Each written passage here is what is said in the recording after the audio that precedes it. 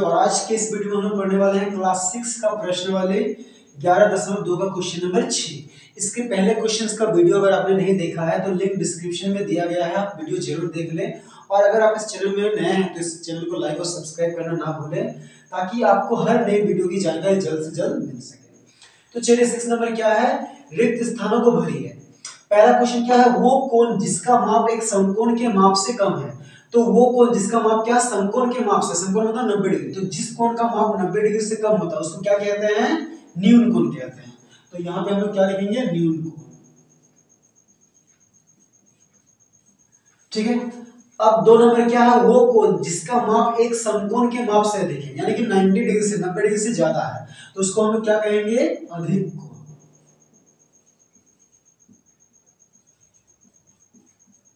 ठीक है।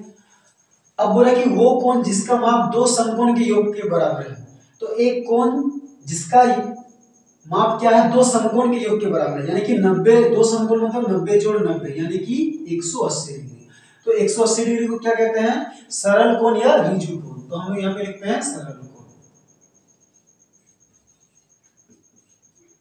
ठीक है। अब इसके बाद देखिए, यदि दो कोणों के मापों का योग समकोण के माप के बराबर हो, यानी कि दो कोण है उन दोनों को जोड़ेंगे तो एक समकोण के बराबर यानी कि 90 डिग्री आएगा, और इनमें से एक न्यून कोण है तो दूसरा कोण क्या होना चाहिए। तो दो कोण है, दोनों को जोड़ेंगे तो 90 डिग्री आएगा, तो एक कोण अगर न्यून कोण है तो दूसरा भी क्या होगा, न्यून कोण ही होगा। तो क्या है, न्यून कोण। इसके बाद देखिए आखिर क्या है, यदि दो कोणों के मापों का योग एक ऋजु कोण है, ऋजु कोण यानी कि 180 डिग्री है, दो कोणों को जोड़ेंगे तो कितना आएगा, 180 डिग्री इसके बराबर है, और इनमें से एक कोण न्यून कोण है, तो इसमें से एक कोण क्या है, न्यून कोण है, तो दूसरा कोण क्या होना चाहिए, तो दूसरा क्या होगा, अधिक कोण होगा। तो इसका आंसर क्या है, अधिक कोण।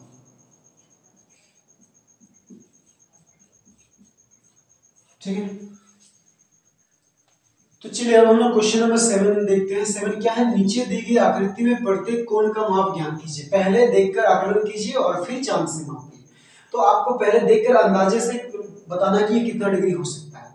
तो देखिए ये कोण हमें क्या लग रहा है, ये कोण हमें 40 या 50 डिग्री लग रहा है। ठीक है। लेकिन आप चांद से जब नाप के देखिएगा, आपको चांद से कोण कैसे नापा आता है, इस प्रश्नावली का 1 नंबर क्वेश्चन में हमने चांद से कैसे कोण, कोई कोण को मापते हैं हमने देखा था। ठीक है। लेकिन जब आप इसको चांद से माप के देखिएगा तो ये कितना होगा, 45 डिग्री। ठीक। अब हम इसको आकलन करते हैं, मतलब देख के अंदाजा लगाते हैं कि ये कितना डिग्री हो सकता है। तो देखिए यहाँ पे देख के लगता है कि ऐसे सीधा होता है 90 डिग्री, ये कितना होना चाहिए, 110 डिग्री। ठीक है। तो देख के हमें लगता है कि ये 110 डिग्री है, लेकिन जब हम लोग चांद से नापेंगे तो हम लोग पाएंगे कि 110 नहीं है, कितना 105 डिग्री है। ठीक है। अब देखिए इस कोण में क्या है, ये देखिए ये संकेत हमें बहुत आसान करता है। ये संकेत क्या कहता है कि ये 90 डिग्री है, और ये कोण किस तरह से बना, सीधा है। तो यहाँ पे इसको भी चांद से आप देखिए, नाप के देखिएगा तो ये 90 डिग्री है। अब देखिए इस कोण का आकलन करते हैं, तो ये कोण हमें किस तरह से लगता है कि ये कोण 120 डिग्री है। लेकिन जब हम इसको चांद से नापेंगे तो हम देखेंगे कि 120 नहीं बल्कि क्या 130 डिग्री है। ठीक है। तो चलिए अब हम लोग क्वेश्चन नंबर 8 बनाते हैं। 8 क्या है, नीचे के चित्र को देखकर लिखिए कि दिए गए दो कोण आसन कोण है या नहीं। तो देखिए आसन कोण क्या होता है, जब दो कोणों में एक शीर्ष और एक किरण उभयनिष्ठ रहता है तो उन दोनों को आसन कोण कहते हैं। जैसे मान लीजिए यहाँ पे O है, यहाँ पे A और ये B है, और यहाँ पे क्या है, C है। तो देखिए यहाँ पे दो कोण है, ये कोण 1 है, ये कोण 2 है। तो आसन कोण किसको बोलेंगे, जब दो कोणों में एक शीर्ष उभयनिष्ठ होता है। तो शीर्ष देखिए कोण 1 में क्या है, AOC, तो उसमें O शीर्ष है, और कोण 2 में क्या है, BOC, उसमें भी क्या है, O शीर्ष है।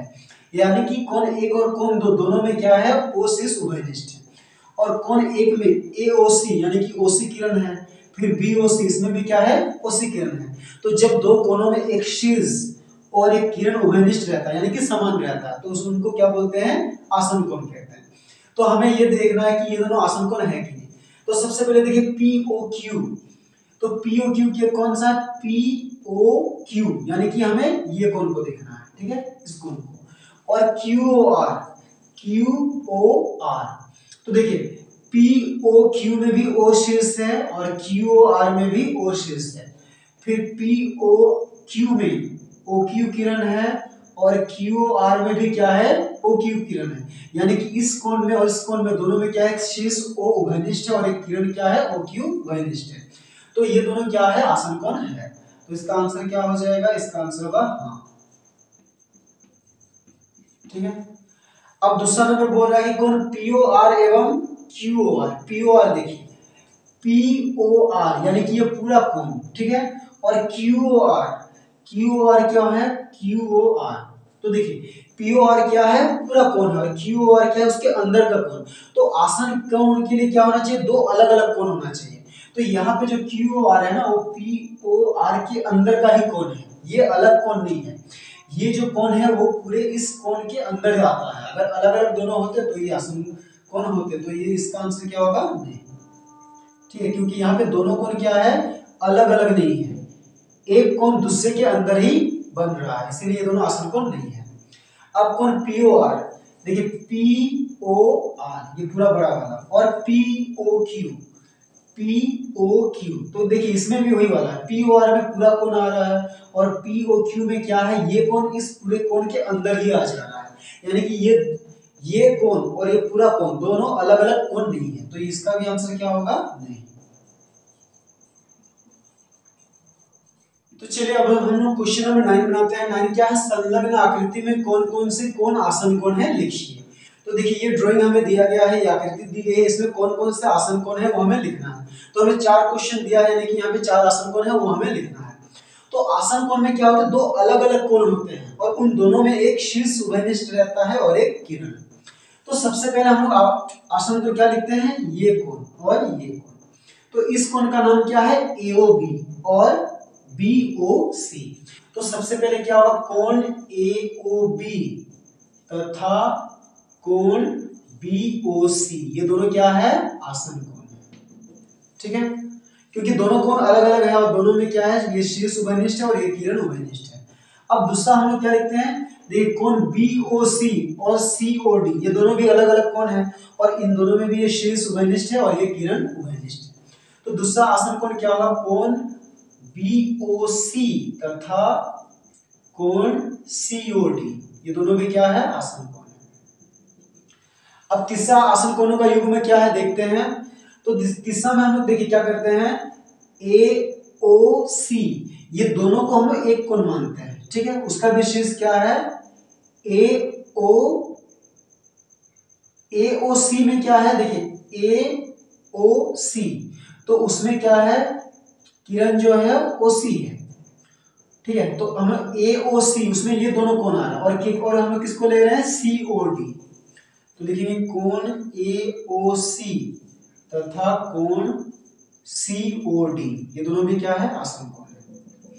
ठीक है, एओसी में क्या आ रहा है, ये दोनों कोण आ रहा है, और सीओडी में ये वाला कोण है। तो एओसी में भी ओ शीर्ष है, सीओडी में भी ओ शीर्ष है, एओसी में ओसी किरण है और सीओडी में भी ओसी, वो दोनों क्या है, उभयनिष्ठ किरण है। और एक कोण क्या है, और देखिए अब हम लोग क्या करते हैं, अब इन दोनों को हम एक कोण मान लेते हैं और इसको एक कोण मानते हैं। तो अब क्या है, एओबी तथा बीओडी, तो एओबी और बीओडी में उभयनिष्ठ शीर्ष तो वही है, और उभयनिष्ठ किरण क्या है, ओबी। तो चौथा क्या है, कोण एओबी तथा कोण बीओडी, ठीक है, ये दोनों भी क्या है, आसन कोण।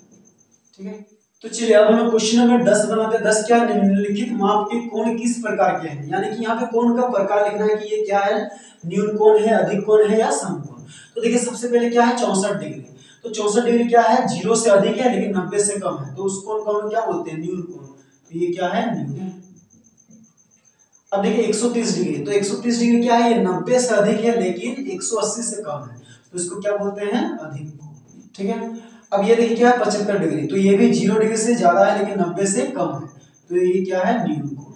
अब ये क्या है, 100 डिग्री, तो ये 90 से अधिक है लेकिन 180 से कम है, तो ये क्या है, अधिक कोण है।